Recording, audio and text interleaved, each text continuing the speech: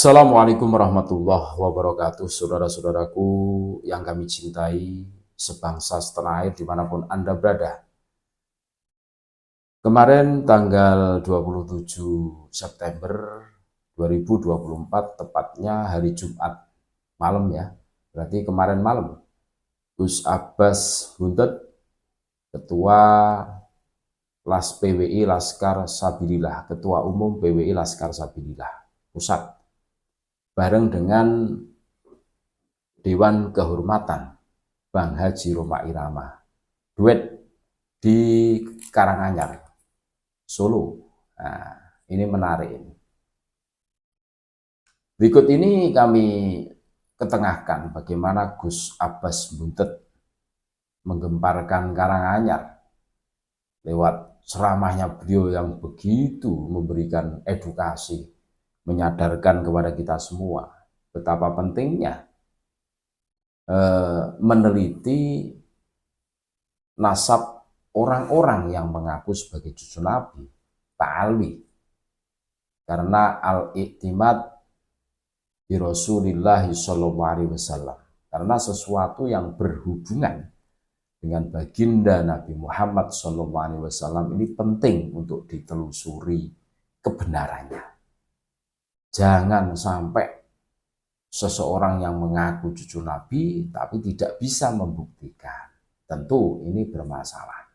Kita sebagai umat Islam harus mempunyai kecemburuan untuk meneliti sesuatu yang menimbulkan pertanyaan, apakah pantas seseorang yang mengaku cucu Nabi tapi perilakunya menyimpang dari perilaku baginda Nabi Muhammad SAW. Tentu ini akan menimbulkan pertanyaan. Logika sederhananya seperti itu. Nah, untuk lebih lengkapnya, mari kita dengarkan bagaimana sambutan ceramah Gus Abbas Buntet yang luar biasa pada saat duet bareng Bang Haji Roma Irama. Ini menarik. Kita simak bareng-bareng sambil ngopi tentunya. Silahkan.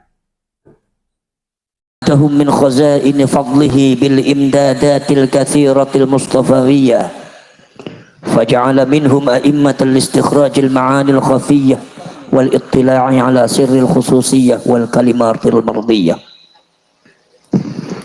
wa faddala man syaa minhum liyukhrij anhu ala sairil baliyah.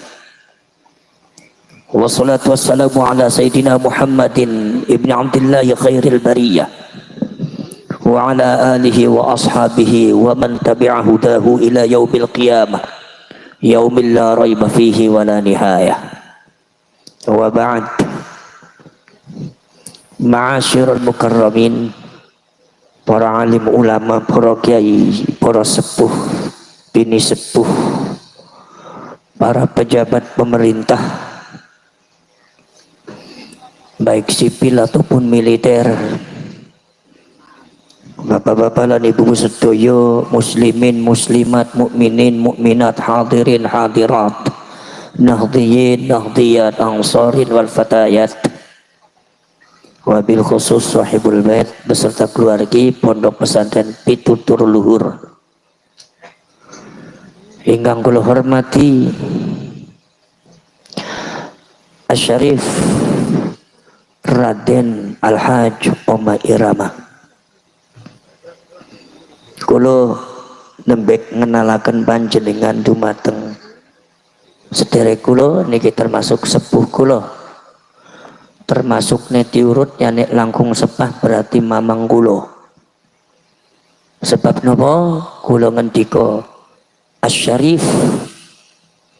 Karena Om Haji Roma Irama niki merupakan keturunan asli dari Sultan Ageng Tirtayasa. Mila wonten Raden niku terusé dumateng Maulana Yusuf, terusé dumateng Maulana Hasanuddin bin Syarif Hidayatullah, dados piyambake jalur nasabe sami kali kula. Cuma masyarakat Indonesia belum tahu, hanya tahu Bang Haji Roma Irama. Tapi kalau masyarakat Karanganyar titen, maka lagu-lagu beliau semuanya adalah dakwah. Tidak mungkin seorang penyanyi yang hanya mujarradud dangdut tetapi isinya dakwah. Saya sendiri sering mendengarkan lagu beliau, itu sangat luar biasa. Kata-katanya menyentuh hati, mudah dicerna, dan musiknya juga enak didengarkan, disesuaikan dengan isinya. Mungkin sebetulnya panjenengan sudah bertanya-tanya, ini Bang Haji ini kok nggak seperti penyanyi yang lain. Kalau penyanyi yang lain kan tidak ada satu misi di dalam masalah penciptaan lagu-lagunya yang berkaitan dengan agama. Tetapi panjenengan semua lihat bahwa lagunya beliau ini memang banyak lagu-lagu yang berkaitan dengan agama. Kenapa? Karena darah beliau ini adalah masih ada tetesan darah daripada Syarif Hidayatullah, daripada Sayyidina Husain bin Ali, daripada Sayyidina Rasulullah Muhammad sallallahu alaihi wasallam. Jadi beliau ini adalah Syarif. Cuma biasa kalau Syarif itu biasa memang tidak mau dikenal sama orang. Itu enggak di mana-mana. Kemarin kita ada tamu dari Pakistan juga tidak mau dikenal, di Pakistan juga Syarif itu. Kemudian juga di Maghribi juga begitu juga. Di Afghanistan, di Irak, tidak ada Syarif dan Sayyid ini menonjol-nonjolkan diri untuk dihormati, untuk ditonjolkan, dijadikan sebagai orang Syarif dan Sayyid, itu enggak ada. Ya memang wadifahnya seperti itu. Panjenengan tahu bahwa para ulama, para kiai yang ada di Solo pun itu insya Allah 90% itu adalah Syarif dengan Sayyid. Cuma mereka enggak ngaku. Insya Allah termasuk beliau juga, termasuk Syarif dengan Sayyid. Makanya para Syarif dan para Sayyid yang ada di Cirebon, khususnya di Buntep Pesantren, itu tidak berani ketika ceramah mengaku-ngaku dirinya Syarif, menyebut dirinya Sayyid, tidak berani. Kenapa? Karena keluarga Buntep Pesantren dan Cirebon memiliki satu keyakinan bahwasanya para ulama, para kiai pun yang mungkin bentuk fisiknya sudah Jawa, itu adalah juga para Syarif dan Sayyid yang tidak kalah dengan Buntep Pesantren dan tidak kalah dengan yang lainnya. Maka para Syarif dan Sayyid ini kebanyakan tidak mengaku. Apa yang disebut dengan ilmu tasawufnya adalah dafnul wujud. Idfin wujudaka fi ardil khumul fama nabata biduni dafni la yatimmu nitajuh. Pendamlah diri kalian, wujud kalian di dalam tanah yang sepi, yang tidak ada yang tahu di mana keistimewaan kalian, tidak ada yang tahu kecuali Allah. Sebab sesuatu yang tumbuh tapi tidak ditanam terlalu dalam, maka tumbuhnya tidak akan sempurna. Pohon kalau seumpama ditanamnya tidak dalam, maka tidak akan sempurna tumbuhnya. Tetapi ketika ditanamnya dalam, insya Allah sampai berapa meter pun kena badai, kena angin, insya Allah akan kuat. Itu prinsip daripada para Syarif dan Sayyid. Saudara-saudara kalian, panjenengan harus tahu bahwasanya pada waktu zaman dahulu salah satu wazifah, salah satu daripada kegiatan, salah satu daripada strategi daripada dakwah Islamiyah yang ada di tanah Jawa, khususnya di Nusantara umumnya, itu adalah apa yang disebut dengan ijra'u nutfatin nubuwah. Ijra'u nutfatin nubuwah, yaitu adalah mengalirkan darah kenabian. Mengalirkan darah kenabian. Mengalirkan darah kenabian. Jadi para Syarif, para Sayyid ini kawin dengan orang Jawa, kawin dengan orang Sunda, kawin dengan orang Melayu, orang Sumatera, Kalimantan, Ambon, Sulawesi, Maluku. Akhirnya bentuknya sudah tidak ada Arab-Arabnya. Akhirnya bentuknya tidak begitu kelihatan Syarif dan Sayyid, hanya mengalirkan darahnya saja. Tetapi di dalam prakteknya mereka semua tidak ada yang mengaku Syarif dan Sayyid. Kenapa? Karena Syarif dengan Sayyid ini banyak tawadhu'. Karena Syarif dan Sayyid ini tidak mau mencoreng nama baik Rasulullah sallallahu alaihi wasallam. Akibat nanti, yaitu adalah karena amal perbuatan yang tidak baik, akhirnya justru yang tercoreng adalah baginda Rasulullah sallallahu alaihi wasallam. Ini Syarif Sayyid nggak mau. Begitu menjaganya Syarif dengan Sayyid itu pada darahnya Rasulullah. Begitu menjaganya para Sayyid dan Syarif ini, menjaga nama baik Rasulullah yang dianggap sebagai mbahnya, daripada nanti Rasulullah itu tercoreng nama baiknya, karena semua para Syarif dan Sayyid itu merasa bahwasanya yang maksum hanya Rasulullah. Syarif dan Sayyid tidak ada yang maksum. Yang dijamin masuk surganya hanya Rasulullah. Syarif tidak dan Sayyid tidak ada satupun yang menjamin masuk surga. Tidak ada yang dijamin masuk surga. Maka dari itu saudara-saudara sekalian, para Syarif dan Sayyid tidak ada yang maksum dari maksiat, sementara Kanjeng Nabi itu maksum daripada maksiat. Para Syarif dan Sayyid itu tidak ada yang maksum, tidak ada yang terjaga dari kesalahan dan dosa, sementara Rasulullah itu selalu dijaga dari dosa dan kesalahan. Di sini antara Syarif dengan Rasulullah sangat jauh bedanya. Rasulullah manusia istimewa, Syarif dan Sayyid manusia biasa. Maka jangan sampai nanti kekurangan para Syarif dan Sayyid dan maksiat dosa-dosanya mencoreng nama baik Rasulullah. Makanya kebanyakan para Syarif dan Sayyid sangat tidak mau disebut Syarif dan Sayyid. Karena apa? Karena manah, karena hati penggalini pun Syarif dengan Sayyid itu adalah penggaline Kanjeng Nabi Muhammad sallallahu alaihi wasallam. Para syarek perahu, para sedulur sedaya mawon, di dalam masalah yang berkaitan dengan polemik nasab, nasabnya Ba'alwi ini harus mendapatkan perhatian khusus, khususnya dumateng para ulama, para kiai ingkang wonten dumateng Karanganyar. Sebab napa? Ini sebab ada di antara komentar-komentar para ulama dan para kiai sekarang menganggap bahwasanya polemik nasab yang berkaitan dengan Ba'alwi dan Habib dianggap tidak penting. Dianggapnya tidak penting, bahkan ada yang mengatakan udah yang penting kita jangan mikirin nasab, yang penting kita itu adalah jadi orang yang bertakwa. Saudara-saudara sekalian,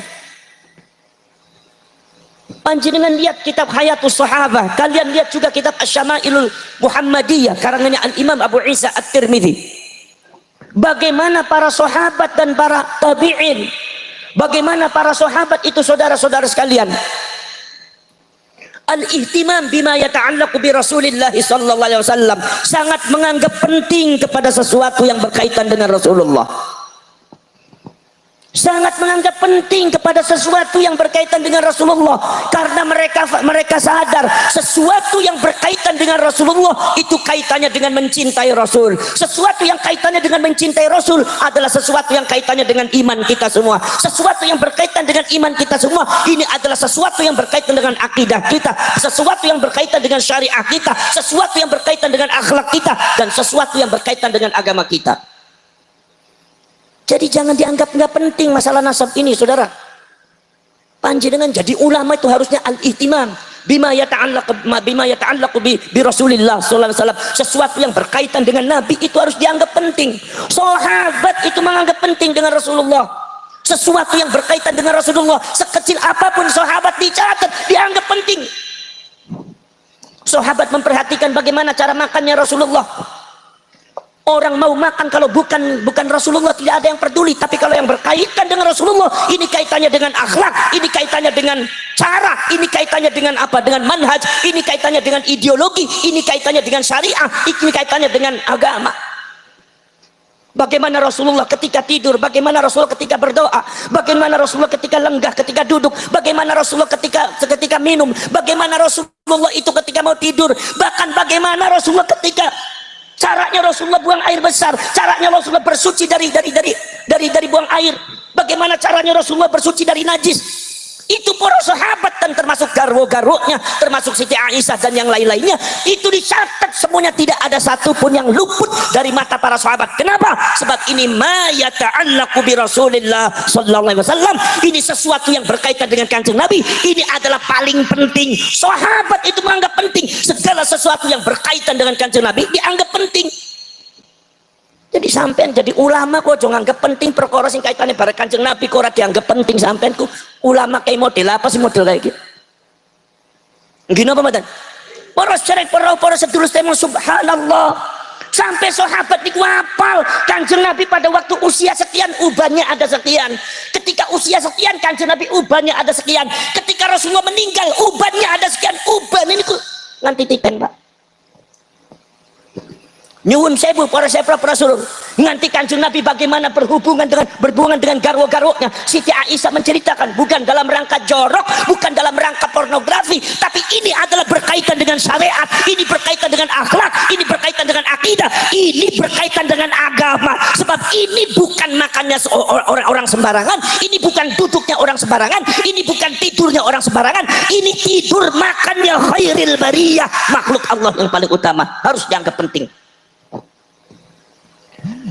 Masalah Baal we habaib ini ngaku putu duduk putu si Tarjo, duduk putu si Bejo, iki ngaku putu Kanjeng Nabi khairil bariyah, wajib diteliti, wajib ditelusuri. Ini adalah tugasnya para ulama, para kiai sebagai warasatul anbiya. Nek sampean jadi ulama, jadi kiai ora gelem ngurusi pensiun bae sampean jadi kiai nek. Nggih napa mboten? Nggih napa mboten? Jangan dianggap tidak penting, Pak. Sebab ini adalah kaitannya dengan syariah, ini kaitannya dengan akhlak, ini kaitannya adalah dengan apa? Dengan akidah. Makanya saudara-saudara sekalian, oknum-oknum Baal dan oknum-oknum habaib banyak menanamkan doktrin akidah yang tidak benar, mengajari doktrin syariat yang tidak benar. Kenapa? Karena mereka mencangkokkan nasab dengan Kanjeng Nabi. Keracunan nasab ini yang harus Anda sadari, wahai orang Karanganyar. Maka dari itu jangan dianggap tidak penting. Kadang-kadang wonten iku tokoh-tokoh NC ngomong, wah ora penting, aku tahu orang ngurusin nasab. Ya Allah, apakah ini tidak menghina Rasulullah? Dianggapnya nasabnya Kanjeng Nabi itu disamakan dengan orang lain. Lalu bagi panjenengan itu yang paling penting apa? Ngurusi bupati, ngurusi calon gubernur, ngurusi calon presiden, proyek-proyek. Kiai zaman saiki ngurusi kayak kue sampai sesuatu yang berkaitan kali Kanjeng Nabi boten dianggap penting. Pripun sampean niku? Gini apa mboten? Niki para Rasul, sesuatu yang berkaitan dengan Rasulullah itu sangat penting. Sahabat itu sangat memperhatikan sesuatu yang berkaitannya dengan Rasulullah. Nanti para Rasul, Sayyidina Abu Bakar As-Siddiq ketika ditanya tentang masalah hukum syariat, maka Sayyidina Abu Bakar As-Siddiq langsung memanggil para sahabat. Siapa kira-kira yang tahu barangkali Rasulullah itu pernah dawuh kados ngeten? Ada orang yang bertanya ini, seorang nenek ini bertanya, jika di dalam Al-Quran tidak ada, di hadisnya tidak ada. Sepengetahuan saya, Rasulullah tidak pernah mengatur tentang masalah bagian nenek di dalam masalah waris. Akhirnya nenek itu meminta kebijakan kepada Abu Bakar As-Siddiq sebagai khalifah. Akhirnya nopo Abu Bakar As-Siddiq ngumpulaken sedaya sahabat. Begitu sudah dikumpulkan, maka sahabat Al-Mughirah bin Syu'bah mengatakan, Rasulullah pernah bersabda di depan saya bahwa seorang nenek itu adalah bagian warisnya adalah 1/6. Apa Abu Bakar As-Siddiq padu nerima langsung? Ora. Apakah langsung diterima omongan sahabat Mughirah bin Syu'bah? Ora. Padahal sahabat Mughirah bin Syu'bah itu adalah seorang sahabat. Para ulama mengatakan sahabat itu adalah semuanya adil. Jadi la yumkinu kizbuhu, orang mungkin bohong. Tetapi karena ini berkaitan dengan dawuhnya Rasulullah, sahabat Mughirah bin Syu'bah niku ngendika tentang masalah dawuh Kanjeng Nabi, maka Abu Bakar As-Siddiq menyumpah beliau, sumpah. Sahabat disumpah. Apa sebabnya? Al-ihtimam bima yata'allaqu bihi bi Rasulillah sallallahu alaihi wasallam, menganggap penting sesuatu yang berkaitan kali Kanjeng Nabi. Sahabat itu, Pak. Masya Allah. Sayyidina Umar bin Khattab kudu ana saksine. Jadi Abu Bakar As-Siddiq disumpah kudu ana saksi, Sayyidina Ali disumpah kudu ana saksi. Ini kenapa? Karena ini berkaitan dengan mengatasnamakan dawuh Kanjeng Nabi. Milo kudu ana sumpah, milo kudu ana saksi. Nek ora ana sumpah, ora ana saksi, ora bakal diterima marang Abu Bakar As-Siddiq, ora bakal diterima dumateng Sayyidina Ali, ora bakal diterima dumateng Sayyidina Utsman, ora bakal diterima dumateng Sayyidina Umar. Kenapa? Inilah al-ihtimam bima yata'allaqu bi Rasulillah sallallahu alaihi wasallam. Ihtimam yaitu adalah menganggap penting sesuatu yang berkaitan kali Kanjeng Nabi Muhammad sallallahu alaihi wasallam. Ini Baal bihabaib ini mengaku cucunya Rasulullah dengan nasab-nasab yang susah dimasuk akal. Orang masuk akal susah dijadikan apa, susah dibahasnya, buktinya tidak ada. Kitab-kitabnya kadang-kadang banyak yang tidak benar, cerita-ceritanya banyak yang bohong.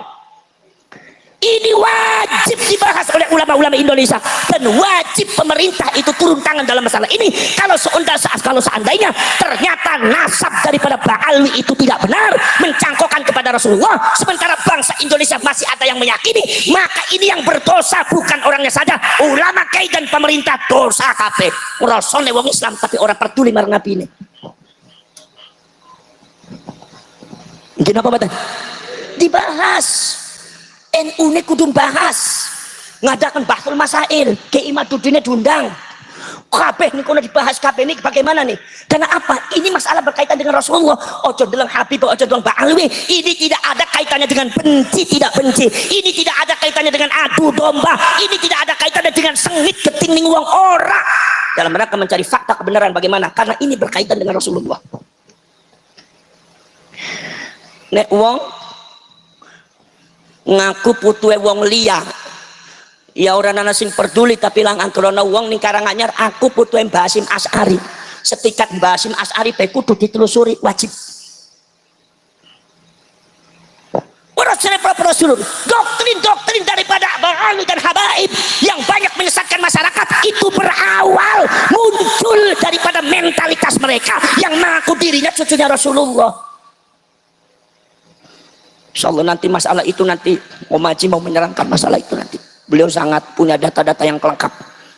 Saudara-saudara sekalian, makanya saya hanya membuka saja. Saya hanya mengutuk hatinya panjenengan sedoyo. Jangan sampai membiarkan umat dalam kesesatan. Jangan sampai membiarkan umat bingung. Al-ulama warasatul anbiya. Ulama itu pewarisnya para nabi. Kalau nabi Rasulullah SAW dan Al-Quran itu tujuannya untuk mengklarifikasi sesuatu kemungkaran dan kebatilan yang pernah terjadi di kalangan masyarakat, maka para ulama juga harus mengklarifikasikan. Kula bari tanglet panjenengan iku kitab napa? Al-Qur'an.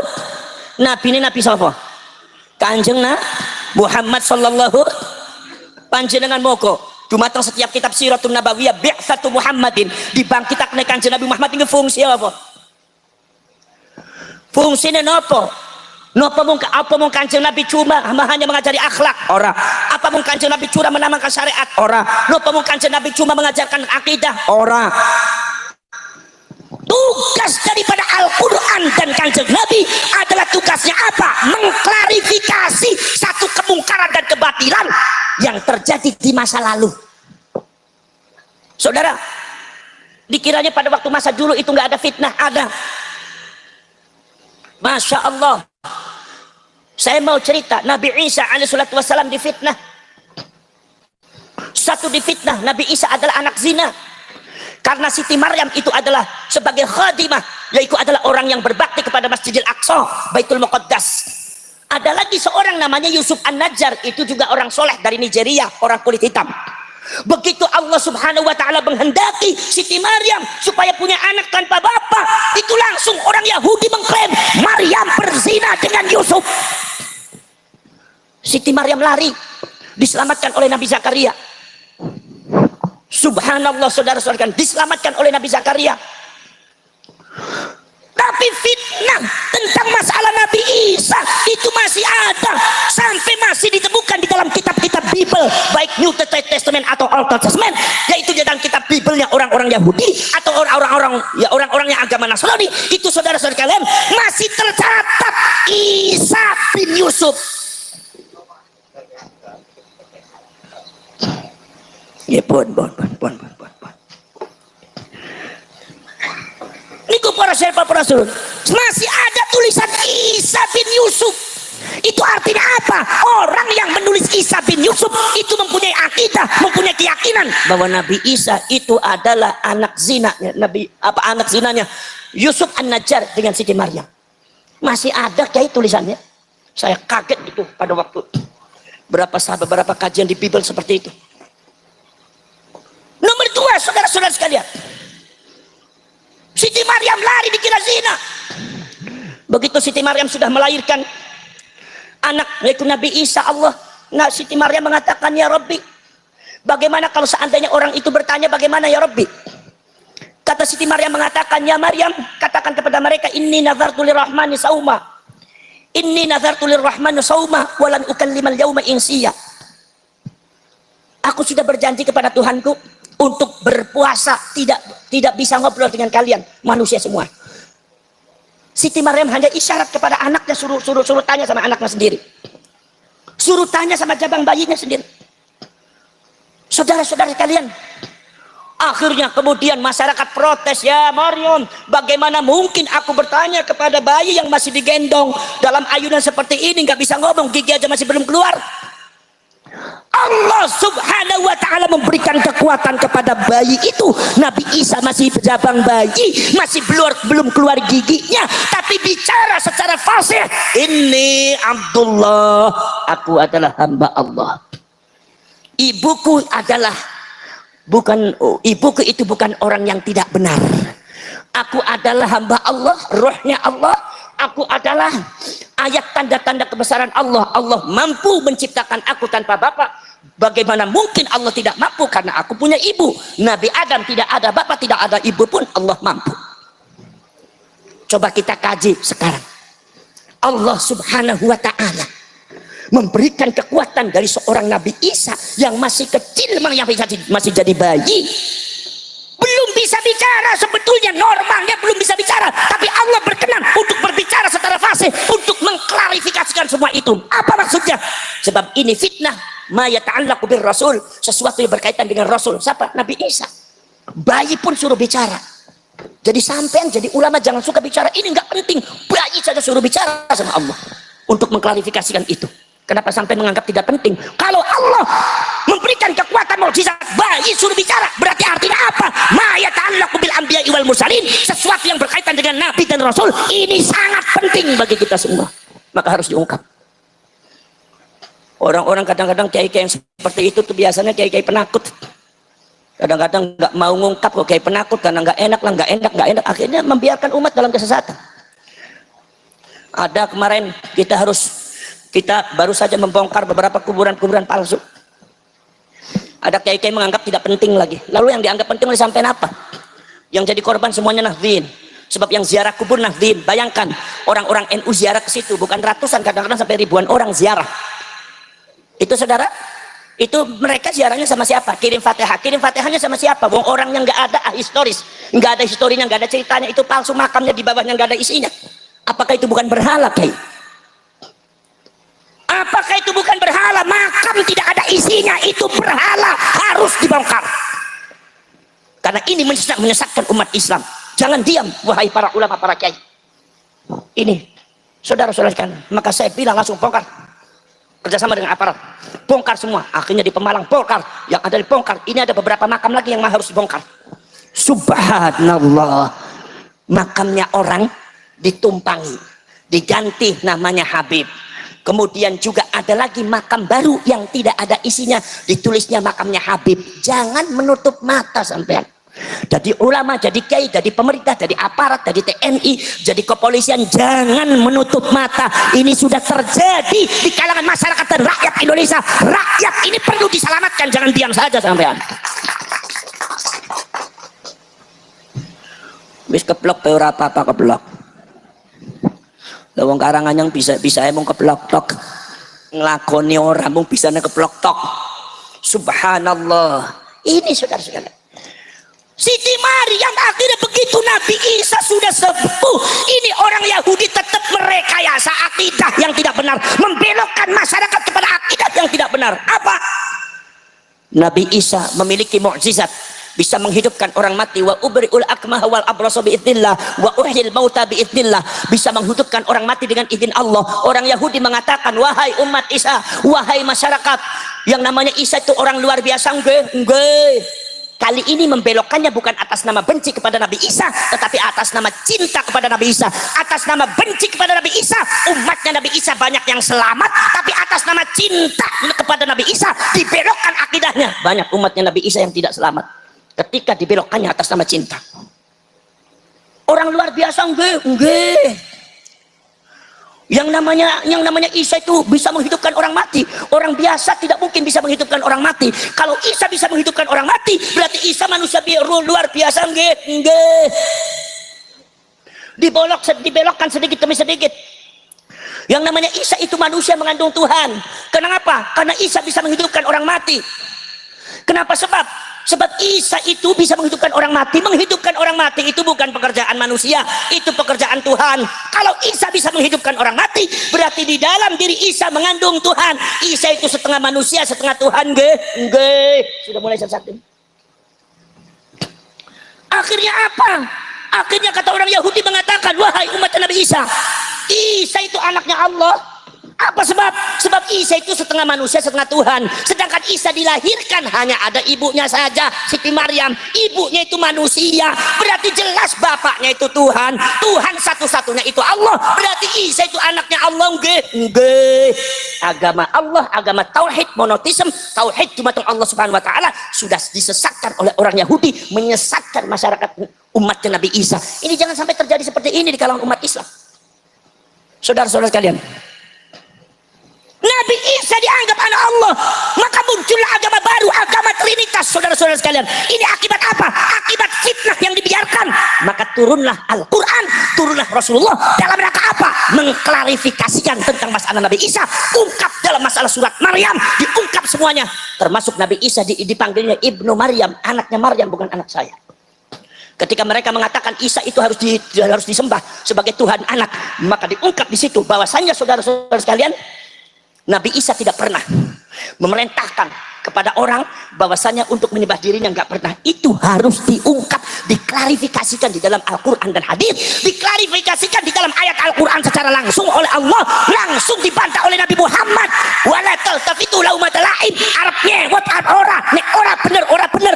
Saudara-saudara kalian, maka panjenengan semua sebagai warasatul anbiya harus meneruskan perjuangan beliau mengklarifikasikan kepada masyarakat untuk perkara-perkara yang tidak benar, harus diklarifikasikan mana yang benar, mana akidah yang benar, ini enggak benar, yang ini benar, yang ini enggak benar. Itu tugasnya sampean sebagai warisnya para nabi. Saudara, Nabi Sulaiman difitnah tukang sihir. Nabi Sulaiman difitnah tukang sihir, gembong penyihir itu Sulaiman. Subhanallah.